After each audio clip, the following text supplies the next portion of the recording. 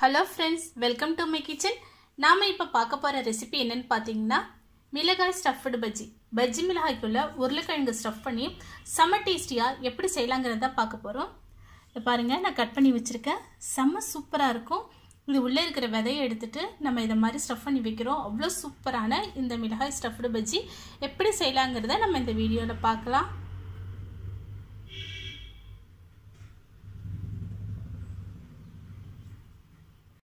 ஒரு பவுல் எடுத்துக்கோம். அதுல வந்து 2 கப் கடலை மாவு சேர்த்திருக்கோம். 1/2 கப் அரிசி மாவு. இது கூட தேவையான அளவு உப்பு, கொஞ்சம் பேக்கிங் சோடா, சமையல் சோடா, அடுத்ததா ஒரு 3/4 ஸ்பூன் மிளகாய் தூள், கொஞ்சம் மஞ்சள் தூள், இது பெருங்காய தூள். இதை இது கூட சேர்த்துக்கலாம்.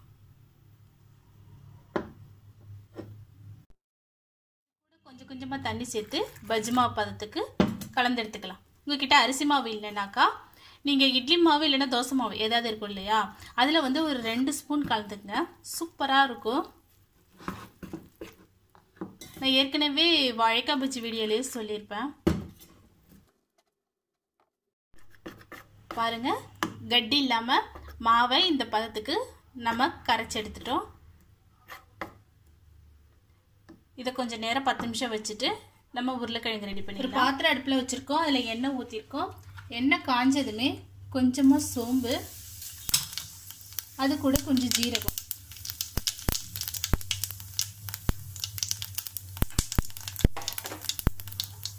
கொஞ்சோண்டு வெங்காயம் நறுக்கி வச்சுருக்கேன், அதுவும் கருவேப்பிலை.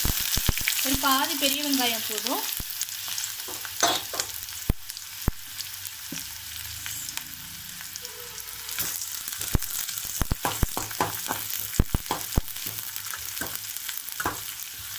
இது கூட பச்சை மிளகாய் 1 சின்ன சின்னதாக நறுக்கி வச்சிருக்கேன், அதை சேர்த்துருக்கேன். அது கூடவே ஒரு 1/2 ஸ்பூன் இஞ்சி பூண்டு பேஸ்ட் சேர்க்குறோம். கொஞ்சமாக சேர்த்தா போதும். இஞ்சி பூண்டோட பச்சை வாசனை போகிற அளவு வதக்கி விட்டுக்கோங்க. இஞ்சி பூண்டோட பச்சை வாசனை போயிடுச்சு.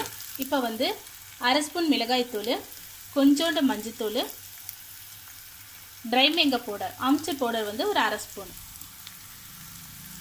இது கூட சேர்த்துக்கிறோம். இது கூட நான் ஒரு 1/4 கிலோ உருளைக்கிழங்க வேக வச்சு மசிச்சு வச்சிருக்கேன். இதை நல்லா மசிச்சிருங்க. இதை வந்து இது கூட சேர்த்துக்கலாம். கூட தேவையான அளவு உப்பு சேர்த்துக்கிறோம்.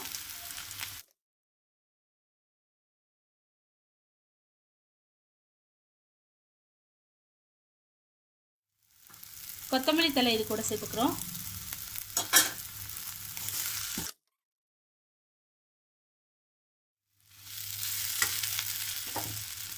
இதை ஆற வச்சிடலாம். ஃபஸ்ட்டு பஜ்ஜி மிளகாய் எடுத்துருக்கோம். இதுக்கு இது நடுவில் லைட்டாக கீறிக்கலாம்.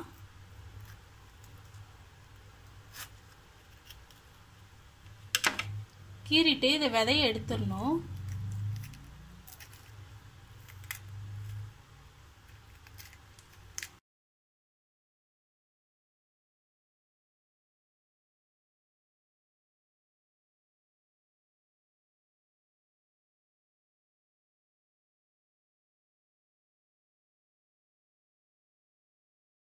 பாருங்க, நம்ம எல்லாமே எடுத்தாச்சு, விதையெல்லாம் எடுத்தாச்சு. மசாலா நல்லா ஆறிடுச்சு. இப்போ நம்ம மிளகாய்க்குள்ள வச்சிடலாம். இதை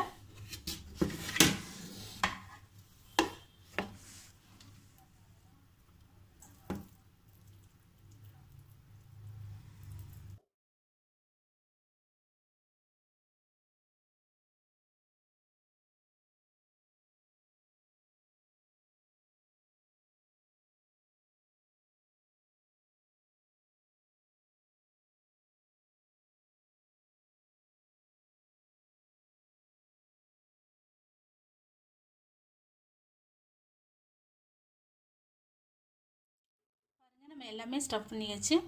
இனி நம்ம பஜ்ஜி சுட ஆரம்பிக்கலாம். இதை எடுத்து நல்லா முக்கி எடுத்துக்கங்க.